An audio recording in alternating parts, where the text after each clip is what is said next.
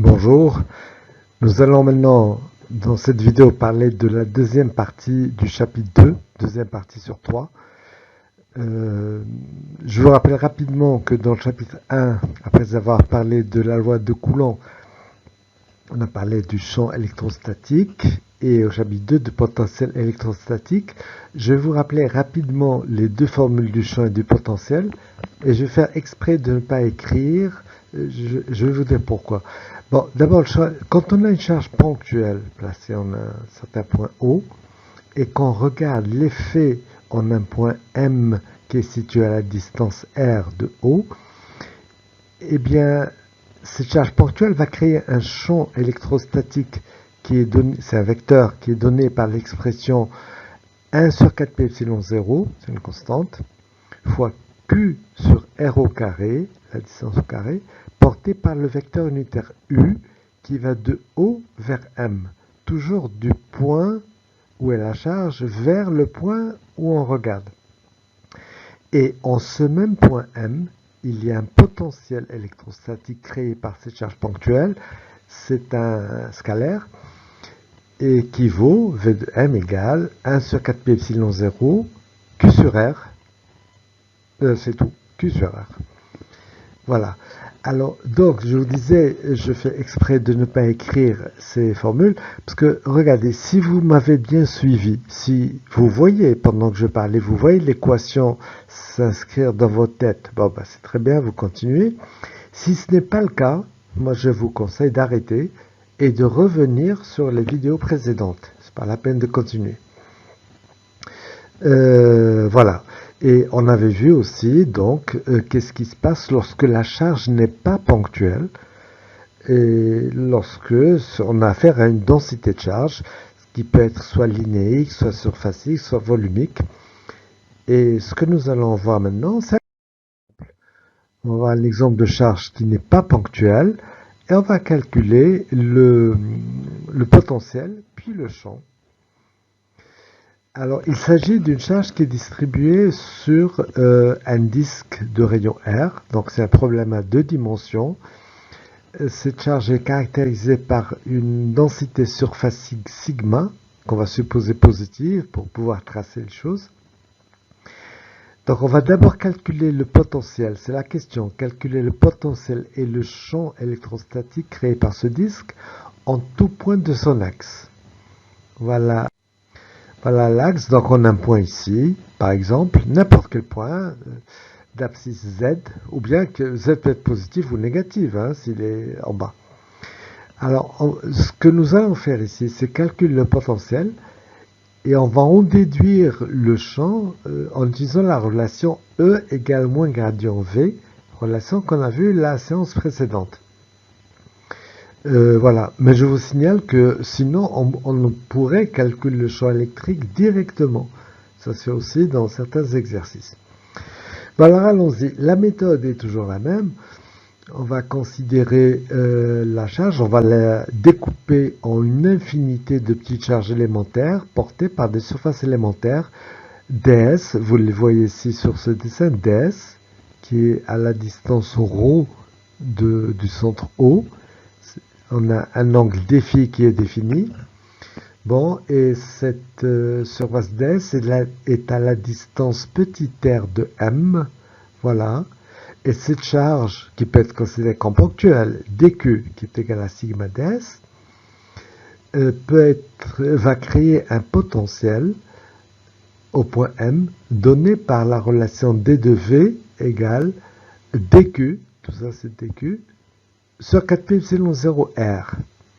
Alors, rapidement, ici on a mis l'indice de d de v pour dire que c'est l'infiniment petit du second ordre. Vous voyez, il y a des ρ et des phi à la fois. Donc, quand on va intégrer sur l'une des variables, on va trouver dv. D'accord. Alors, sinon, ds lui-même, bon, ici, pour ceux qui ne sont pas habitués, mais on voit très vite hein, que ds, c'est ρ des ρ des phi. Mais sinon, c'est cette distance, d ρ, multipliée par cette distance, l'arc, qui est égal à ρ des phi. Donc, ds a pour expression ρ des ρ des phi, que voilà. Bien, Alors, ce que nous allons faire, bah, c'est trouver le potentiel total, simplement en disant que bah, c'est l'intégrale de tout ça. C'est la somme de tout ça, qui est donc ici une intégrale, puisque la somme est continue. Et voilà, on l'écrit ici, c'est l'intégrale double de cette quantité-là. Alors, pour intégrer maintenant, concrètement, on va commencer d'abord par intégrer sur phi, et puis ensuite, on va intégrer sur rho. D'abord, l'intégrale sur phi. Bon, phi, vous voyez que ça va varier de 0 jusqu'à 2pi pour former le petit anneau qui est là. Hein, ça correspond au petit anneau qui est là-bas. Alors, si on intègre, donc tout ce qui ne dépend pas de phi, on le sort. Ça nous donne ceci, sigma fois rho de rho sur 4pi epsilon 0 r, fois l'intégrale de dφ entre 0 et 2pi qui va nous donner le facteur de pi. 2pi se simplifie à 4pi, et donc il y a un facteur 2 qui reste.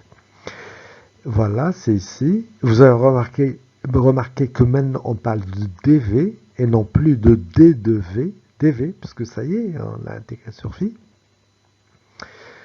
Et petit r, oui, ben voilà, petit r, en appliquant le théorème de Pythagore, on a un triangle rectangle ici, OMP, si on appelle P ce point-là, il est rectangle O, ce triangle.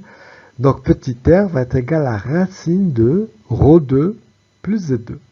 Voilà, c'est ce qu'on écrit ici. Très bien, voilà. On le réécrit. C'est le potentiel créé, si vous voulez, par la couronne qui est dessinée en bleu foncé là-bas. Et maintenant, on va intégrer une deuxième fois sur ρ, qui va varier de 0 jusqu'à grand R, pour que la couronne s'élargisse, si vous voulez, et qu'on obtienne tout le disque. Voilà.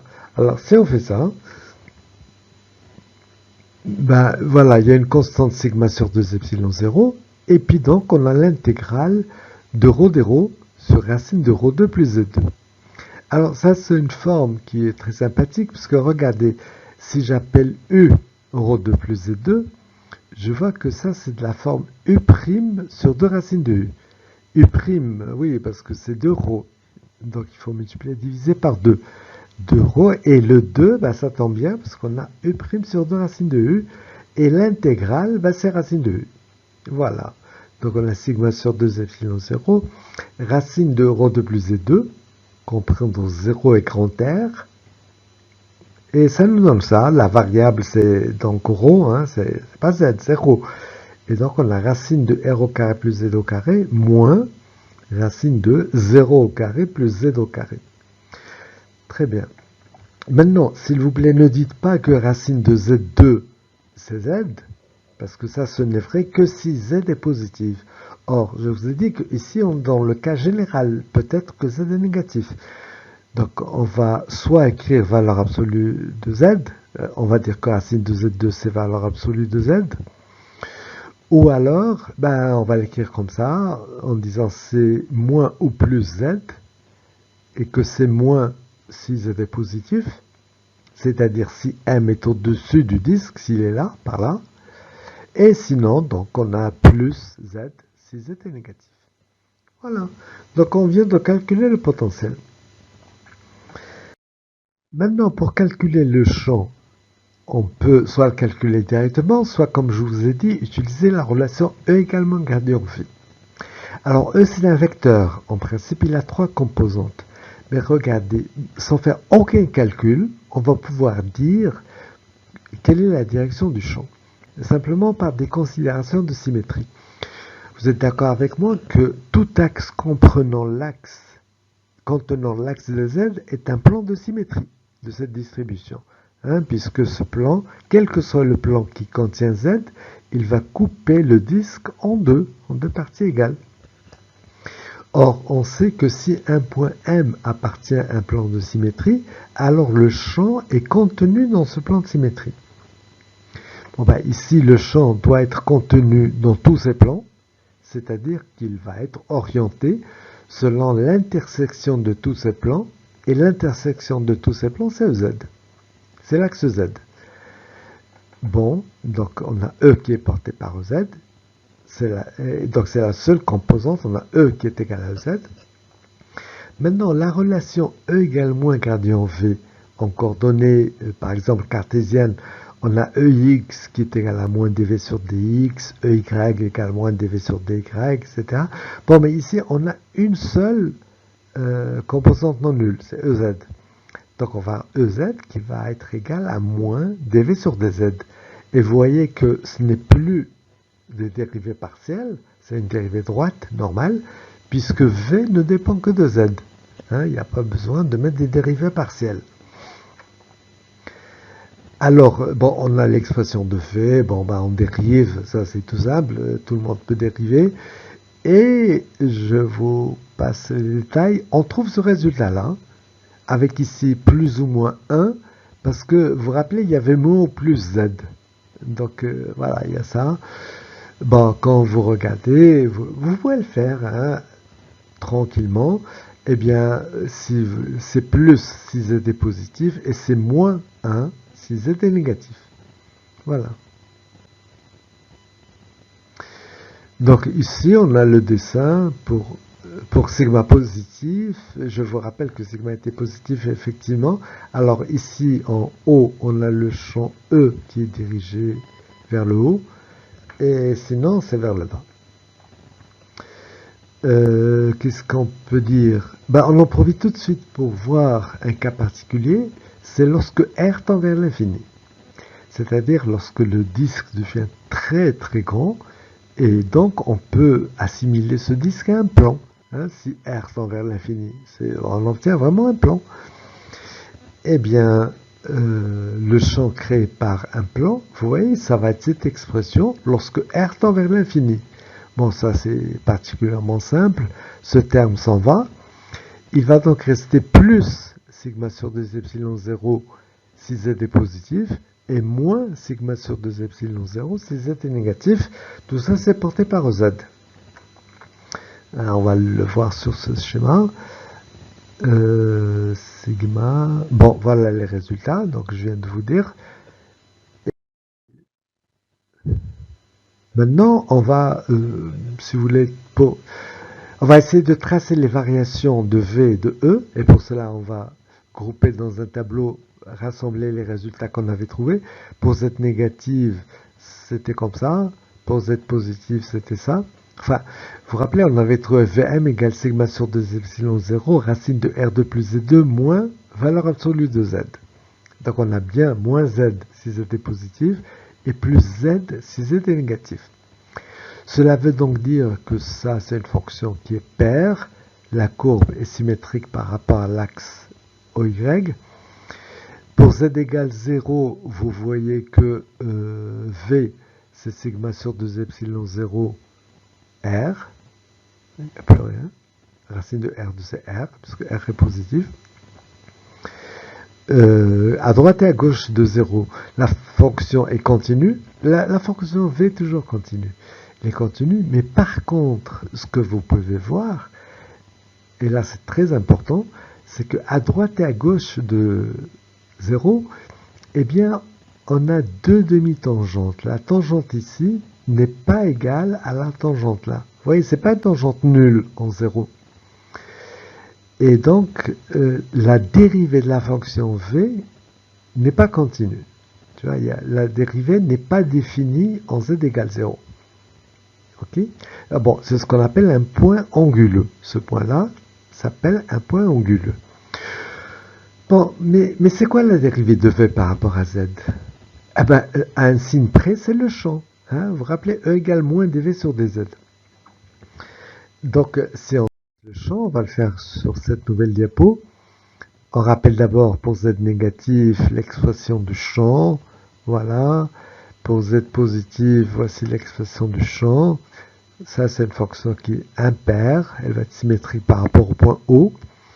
Donc ici, pour Z positif, on a une décroissance. La même chose de l'autre côté. Pour Z égale 0, mais par valeur positive, le champ vaut sigma sur 2 epsilon 0. Par valeur négative, il vaut moins sigma sur 2 epsilon 0. Combien vaut le champ en Z égale 0? Eh bien, le champ n'est pas défini. Voilà, le champ n'est pas défini en z égale 0.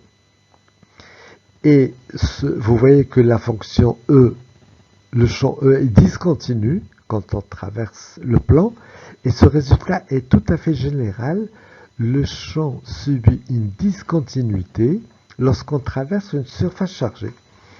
Et cette discontinuité, eh bien, elle vaut cette valeur moins cette valeur, c'est-à-dire sigma sur epsilon 0. Voilà, on peut le montrer en toute généralité. Bon, peut-être certains se disent, mais c'est quoi cette histoire de discontinuité? Dans la nature, il n'y a rien qui est discontinu. Il n'y a pas quelque chose qui peut sauter brutalement d'une valeur à d'une autre. Tu vois, ça peut varier très très vite sur une courte distance, oui, mais ça ne peut pas sauter brutalement. Oui, c'est sûr, mais c'est tout simplement parce que le disque chargé n'existe pas dans la réalité. Un disque, aussi fin soit-il, il a une épaisseur. L'épaisseur, elle est aussi petite que vous voulez, mais bon, il y a une certaine épaisseur.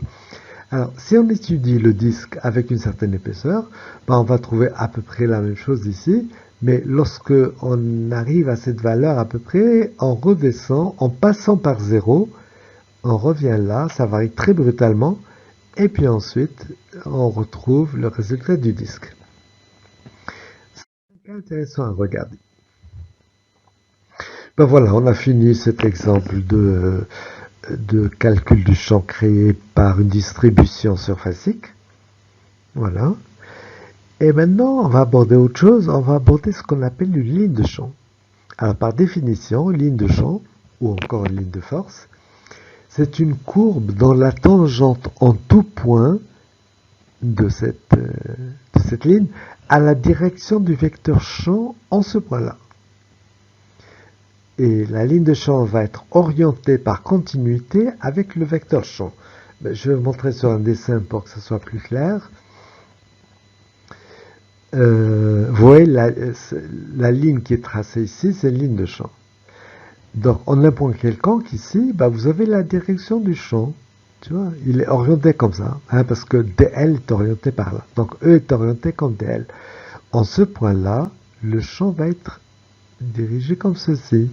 En ce point-là, il va être dirigé comme cela. C'est vraiment la définition d'une ligne de champ. Bon, pour établir maintenant l'équation de cette ligne de champ, on va écrire tout simplement que le vecteur E et le vecteur DL sont collinaires. Et on a deux façons de l'écrire qui sont collinaires. Soit on va dire que E égale à K fois DL, K c'est une constante, ou alors que le produit vectoriel de E et de DL est nul. Ce qu'on va écrire ici. Une autre fois, on écrira l'autre chose que E égale K fois DL.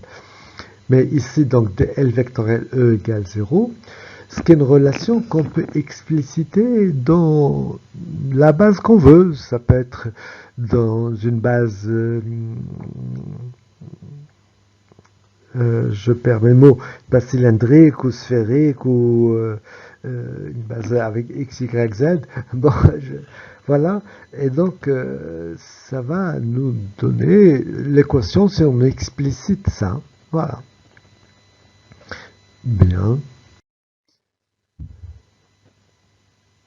Alors, maintenant, oui, on va peut-être tracer ces lignes de champ dans un cas très simple, et en même temps, on va définir ce que c'est qu'une équipotentielle.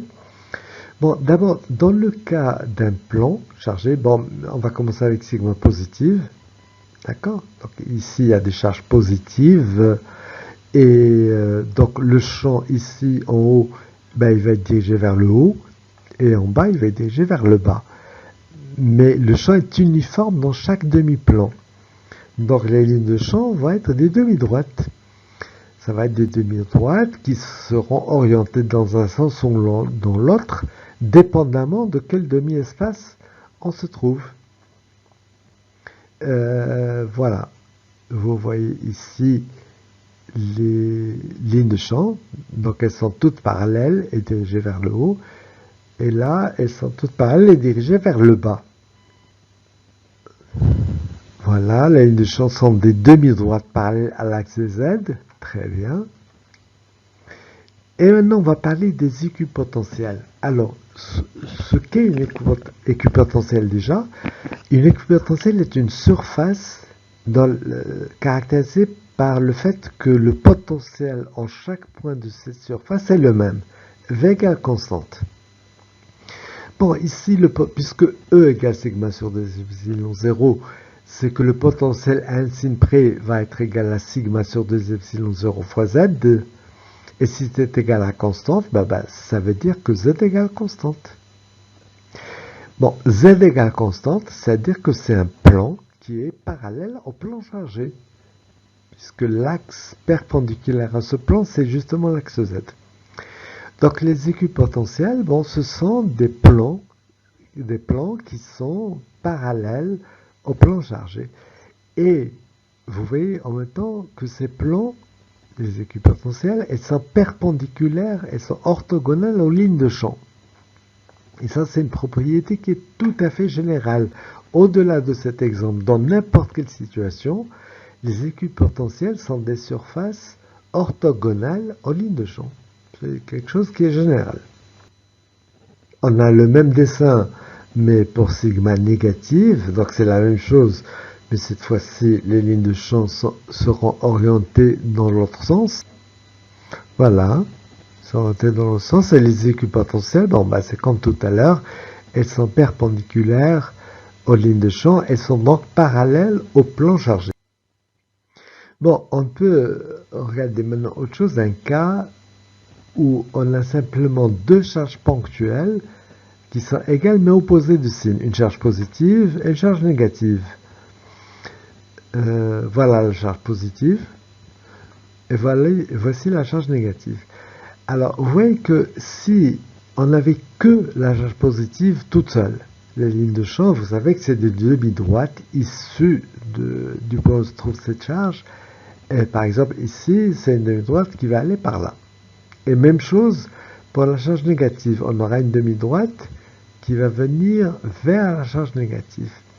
Maintenant, lorsque les deux sont en présence, cette ligne de champ va être déformée. Vous voyez, au lieu d'aller tout droit, elle va se recourber petit à petit. Elle va venir elle va revenir en fait au point où se trouve la charge négative. Même chose ici, au lieu par exemple d'aller tout droit, elle va être déformée et elle va venir vers la charge négative. Voilà. Très bien, bon ça c'est des exemples de lignes de champ.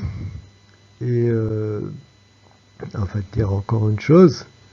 Oui, c'est que les lignes de champ ne sont pas réelles. Il n'y a pas, contrairement au champ électrique. Le champ électrique, lui, il est bien réel.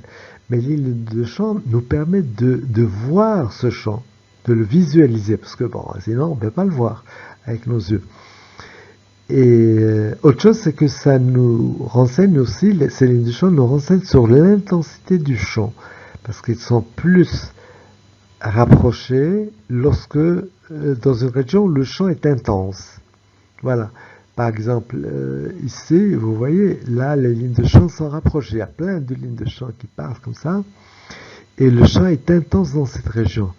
Par contre, lorsqu'on s'éloigne ici, tu vois, c'est en train de diverger.